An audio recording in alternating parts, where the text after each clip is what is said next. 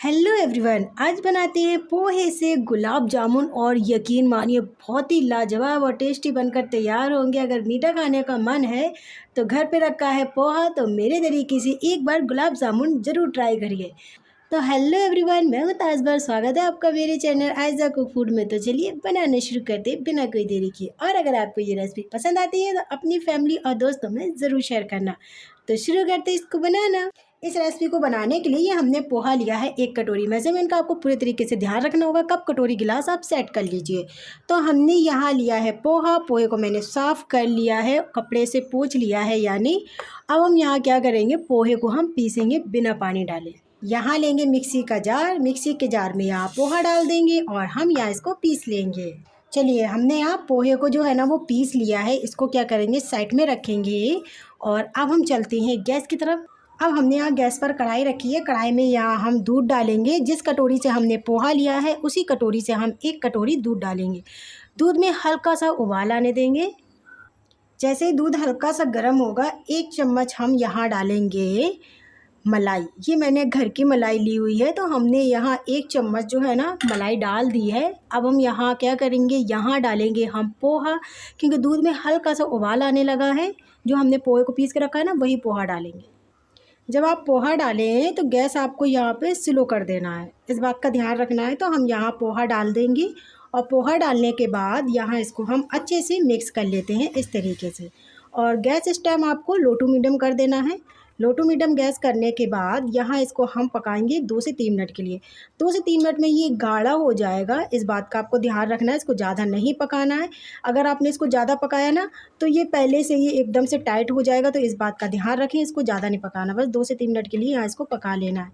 ये देखिए, इस तरीके से हमें यहाँ इसको पका के तैयार करना है। चलिए, अब हम क्या करेंगे, फटाफट से गैस बंद कर देंगे और हम यहाँ इसको एक अलग प्लेट में ट्रांसफ़र कर लेते हैं ठंडा होने के लिए। इसको हमें बिल्कुल भी टाइम नहीं लगता है पकाने के लिए। हमने यहाँ इसको एक अलग प्लेट में ट्रांसफ़र कर लिया है। इसको हम हल्का सा ठंडा करेंगे और ये हल्का सा ठंडा हो रहा है तो यहाँ करते हैं अगली तैयारी।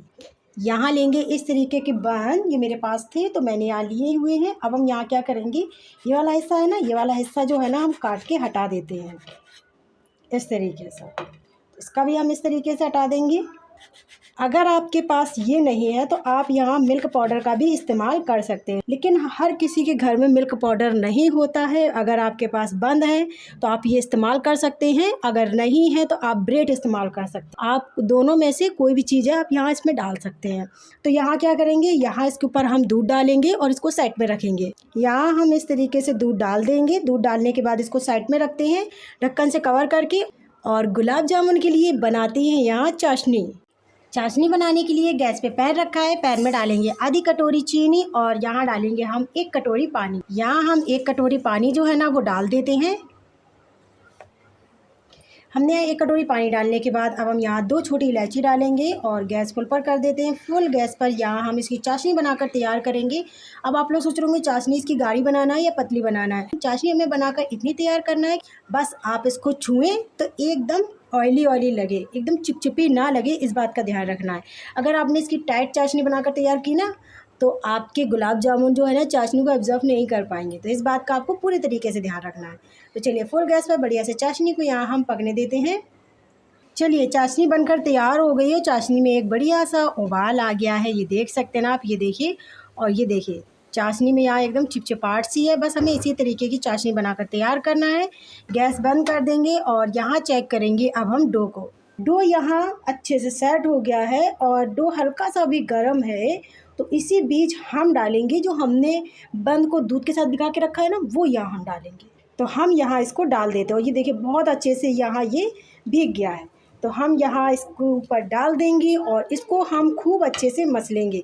इस बात का ध्यान रखना है, इसको अच्छे से मसलना है। जैसे आटा गूंदते हैं ना, उसी तरीके से इसको मसल के चिकना कर लेना है। इसको हमें खूब अच्छे से चिकना कर लेना है। इस तरीके से यहाँ इसको हम मसलते जाएंगे और चिकना करते जाएंगे। हमने यहाँ इसको अच्छे से मसल लिया है। अब हम यहाँ क्या करेंगे, यहाँ डालेंगे हम 1 पिंच मीठा सोडा। हम यहाँ 1 ही पिंच मीठा सोडा डालेंगे इस तरीके से, और इसको अच्छे से हम फिर एक बार मिक्स कर लेते हैं इस तरीके से। हमने यहाँ इसको अच्छे से मिक्स कर लिया है। अब हम यहाँ क्या करेंगे, हाथों में लगाएंगे थोड़ा सा तेल। हमने यहाँ हाथों में तेल लगा लिया है। अब हम यहाँ क्या करेंगे, इस तरीके से हम यहाँ थोड़ा सा मिश्रण लेंगे, इसको गोल करेंगे इस तरीके से। हमें इसके ज़्यादा बड़े बड़े बॉल्स नहीं बना के तैयार करना है, सिर्फ छोटे छोटे से बॉल्स बनाना है।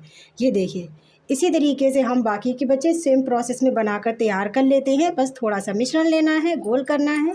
चलिए, बाकी के बच्चे सेम प्रोसेस में इसी तरीके से हम बनाकर तैयार कर लेते हैं। चलिए, हमने आज सारे बॉल्स इस तरीके से बनाकर तैयार कर लिए हैं। बिना कोई देरी किए चलते हैं गैस की तरफ इनको फ्राई करने के लिए। अब हमने यहाँ गैस पर कढ़ाई रखी। कढ़ाई में हमने यहाँ डाल दिया है तेल गर्म होने के लिए। तेल यहाँ गर्म है तो गैस इस टाइम हम लो टू मीडियम कर देंगे और लो टू मीडियम गैस पर हम इनको फ्राई करेंगे। तो एक एक करके हम यहाँ इसको डालते जाएंगे और जितने आराम से आ जाएंगे फ्राई होने के लिए हम यहाँ उतने ही डालेंगे। इस बात का ध्यान रखना है कि आपको जल्दबाजी बिल्कुल नहीं करना है, इनको आराम से फ्राई होने देना है। फ्रेंड्स, आप लोगों से एक छोटी सी रिक्वेस्ट है, अगर आप लोगों को मेरी आज की ये रेसिपी अच्छी लगती है तो एक लाइक कर देना। अगर आप मुझे दिल से सपोर्ट करना चाहते हैं तो प्लीज़ आयज़ा को फूड चैनल को सब्सक्राइब कर लेना। और आप मेरी रेसिपी कौन से शहर से और कौन से गांव से देख रहे हैं कमेंट्स करके ज़रूर बताना। तो जितने आराम से आ जाएंगे फ्राई होने के लिए हम यहाँ उतने ही डालेंगे और इनको हम आराम से फ्राई होने देंगे। तो इस तरीके से आप इनको ज़रूर चलाएं। ये देखिए, जब ये हल्के से टाइट हो जाए ना, जब आप इनको अलटते पलटते हुए इनको फ्राई करें। एकदम से आपको नहीं पलटना है, नहीं तो ये एकदम से बिखरने लगेंगे। तो इस बात का आपको ध्यान रखना है, चारों तरफ से घुमाते हुए इनको बढ़िया से फ्राई कर लेना है, इस बात का ध्यान रखना है। चलिए, हमने यहाँ इनको अलटते पलटते हुए बढ़िया से कर लिया है फ्राई और ये देखिए कितना प्यारा सा कलर आ गया है। तो हम यहाँ क्या करेंगे, यहाँ इसको हम निकाल लेते हैं और बाकी के बच्चे सेम प्रोसेस में इसी तरीके से हम फ्राई कर लेंगे और गर्मा गर्म चाशनी में हम यहाँ इसको डालते जाएंगे। इसको अगर चाशनी आपकी ठंडी हो गई है तो आप यहाँ क्या करिए, चाशनी को दोबारा गर्म कर लीजिए। तो कढ़ाई से निकालेंगे, तुरंत चाशनी में डाल देंगे। सेम प्रोसेस में इसी तरीके से हम इसको दोबारा भी फ्राई कर लेते हैं। बस यहाँ इनको हमें डालना है इस तरीके से और हम यहाँ इनको फ्राई कर लेंगे। दोबारा भी सेम प्रोसेस में इसी तरीके से हम लगातार चलाते हुए फ्राई कर लेते हैं, अलटते पलटते हुए। हमने यहाँ इसको बनाकर तैयार कर लिया है। गर्मा गर्म चाशनी में हमने यहाँ इसको डाला हुआ है। अब हम यहाँ क्या करेंगे, इसको 15 मिनट के लिए ढक्कन से कवर करके ऐसे ही छोड़ देंगे। जो रसगुल्ले हमने बनाए यानी काले जामुन बनाए हैं ना, वो चाशनी को एब्जॉर्व कर ले। तो 15 मिनट के लिए इसको ऐसे ही छोड़ देते हैं ढक्कन से कवर करके। मिलते हैं हम आपसे 15 मिनट के बाद। 15 मिनट हो गए हैं। 15 मिनट में ये गुलाब जामुन जो है ना हमारे बढ़िया से फूलकर तैयार हो गए हैं, यानी चाशनी को कर लिया है गुलाब जामुनों ने एब्जॉर्व। और अब हम यहाँ क्या करेंगे, इसको हम दूसरी प्लेट में ट्रांसफ़र कर लेते हैं। तो यहाँ लेंगे हम प्लेट और हम यहाँ इस तरीके से सारे गुलाब जामुन जो है ना वो डाल देते हैं। चलिए, हमने यहाँ प्लेट में इसको ट्रांसफ़र कर लिया है। अब हम यहाँ लेंगे एक गुलाब जामुन और इसमें डालेंगे और यहाँ डालेंगे हम चाशनी इस तरीके से। और मैं आपको यहाँ इसको तोड़ के दिखाती हूँ। ये देखिए गुलाब जामुन, ये देखिए अंदर तक फ्राई हो गया है, चाशनी ने एब्जॉर्व कर लिया है बहुत अच्छे से। तो फ्रेंड्स, अगर मीठा खाने का मन है तो मेरे तरीके से गुलाब जामुन एक बार ज़रूर ट्राई करिए पोहे का, और यकीन मानिए आपको बेहद पसंद आएगा। लगेगा ही नहीं खाने में कि आपने इसको पोहे से बनाया है। तो फ्रेंड्स, कैसी लगी मेरी आपको आज की रेसिपी कमेंट्स करके ज़रूर बताना। और रेसिपी अच्छी लगी हो तो एक लाइक कर देना। चैनल पे मेरे न्यू है तो चैनल को सब्सक्राइब कर लेना और बेल आइकन घंटे बटन ज़रूर दबाना, जिससे मैं नई रेसिपी लेकर आऊँ वो रेसिपी आप तक सबसे पहले पहुँचे। तो फ्रेंड्स, मिलते हैं हम आपसे अगली रेसिपी में यानी न्यू रेसिपी में। जब तक के लिए bye bye and take care. अपना ख्याल रखना, दुआ में याद रखना।